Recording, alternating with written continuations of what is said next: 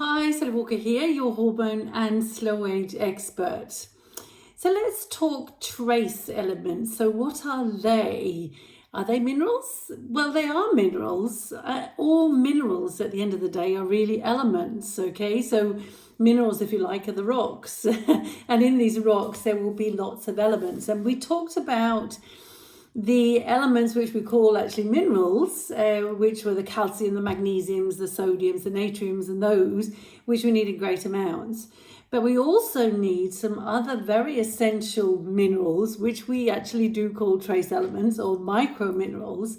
And these are the things like your zincs and your iron and your iodine, your seleniums, etc. So further down in the blog, there is the list, and it's called Meet the Elements. And you'll see that the elements are actually divided up into essential elements, and these are the irons and the zincs, etc. Elements which have probable psychological, physiological importance. And you'll see the list there. So this could be things like manganese and silicon, not to be confused with silicone, boron and things like this.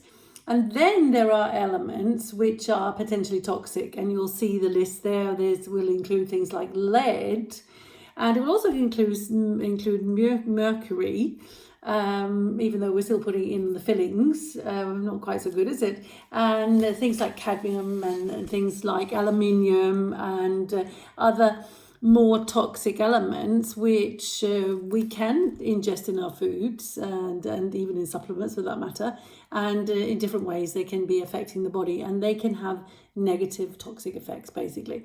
So I focus obviously very much on the essential ones, the zincs and the irons and the seleniums, etc. And you'll see them all down there with all the details of where we find them in the foods, how much we need, what are the deficiency symptoms, etc., which are all very good to look at.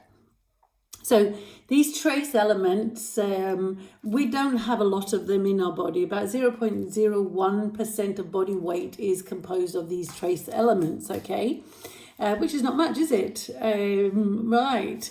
So funnily enough, human milk is composed of zinc, copper, manganese, selenium, iodine, fluorine, molybdenum, cobalt, chromium and nickel. So we will find all of these elements in breast milk, which is telling you they are also in some way or form very important for the function of the body.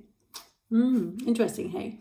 So pretty much all cell function and biological processes need these trace elements because they work as coenzymes. So they're going to help your enzymes work properly. So it means that they're going to help run your biochemistry. So they are important, but we just don't need copious amounts of them. But we just have to make sure we're getting them through the foods that we're eating, because we can't make them, obviously. But excess of these non-essential toxic trace elements obviously can give disastrous problems, disease, even death. So we need to be very aware of these, where they are, so we can avoid them as much as possible.